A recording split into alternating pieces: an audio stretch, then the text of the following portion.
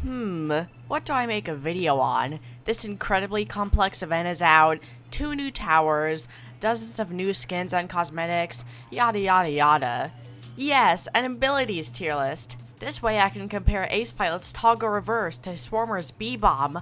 I've hit the jackpot! Anyways, this is the tier list with 6 tiers.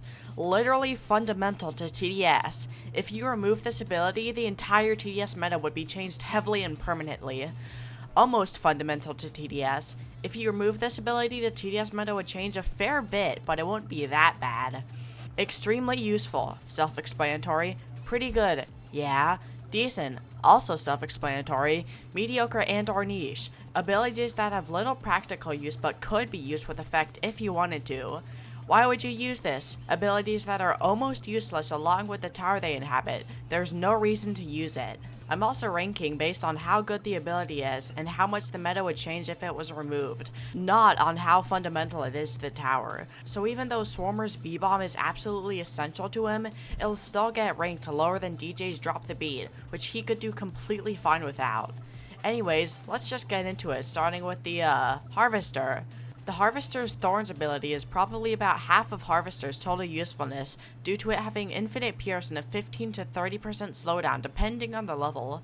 The DPS of the Thorns closely follows the DPS of the main tower, but the fact that it only has around a quarter uptime due to its long 40-second ability cooldown kinda knocks it down a peg.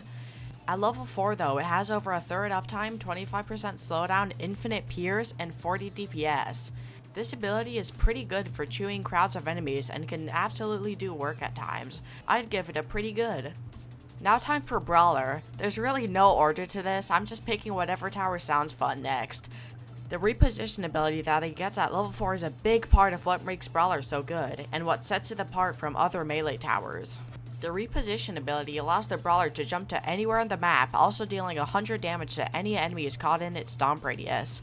This ability is what makes one of the greatest DPS towers in TDS OP, as without it, all bosses would just exit the range of Brawler and kill you. I'm torn between extremely useful and almost fundamental because of just how good this ability is.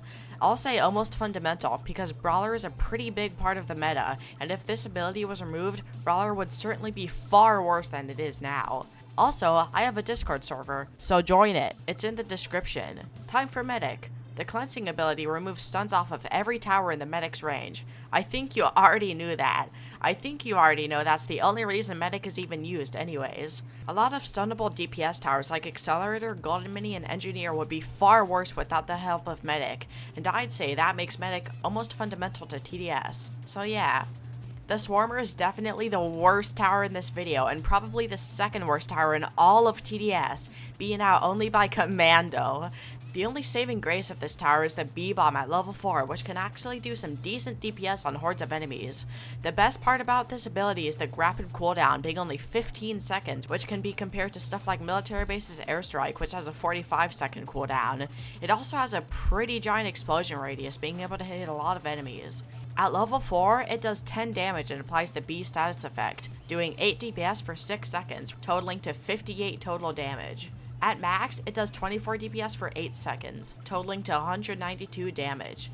This ability is decent, but it's weighed down by the fact its first 3 levels not even having the ability, and it being completely useless due to no longer stacking multiple times even with other Swarmers, resulting in one Swarmer being all you can reasonably get for max DPS. So, I'm putting it in the lowest tier. Why would you use this? The Necromancer hinges on using its Raise the Dead ability, which summons a variety of skeletons and such to ram the enemies. The manner in which it summons graves and units is pretty complicated and random. It has like 7 different units it can spawn. The Necromancer itself is pretty mediocre and niche, but I'd still put it in decent because of how much the tower relies on the ability. Freezer got an ability when it was reworked, which is mainly just to add a way for Freezer to stall multiple enemies at once, along with making Max Freezer actually useful, since that's when it gets the ability.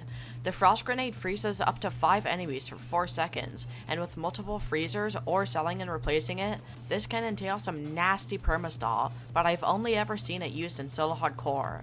I'll put it in mediocre and or niche.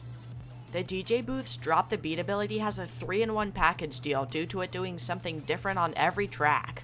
On the green track, it gives you money based on the amount of towers in range. On the purple track, it slows and knocks back enemies in range. And on the red track, it deals damage and melts defense to every enemy in range. Most of these aren't that powerful, but they're definitely useful and can help in certain situations. I'd give it a decent. Gladiator's Warrior's Call is the only ability that gives the tower itself a buff, buffing the fire rate of himself by 35%. This ability definitely helps the Gladiator, especially with its impressive half uptime due to it lasting 15 whole seconds. Gladiator's not that meta in 2024, but I'd say it's still decent, and it can straight buy into the pretty good tier below Harvester's Vines. A core part of the Mercenary base is the airdrop, unlocked at level 5, which drops 3 units of your choice onto the map. The cooldown is 60 seconds, which means it basically has 2/3 the spawn rate of the normal Mercenary base troops.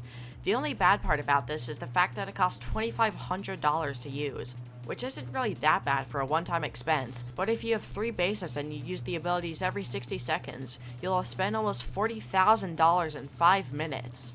But that aside, I'll put it in extremely useful due to Mercenary base having its place in the meta, and this ability being a core part of that. The commander has 2 abilities, which are kinda like the duality of man, because one of them is the most powerful, dominating ability of all time, with the streets rioting when this ability was nerfed only by its cooldown, with it defining the meta.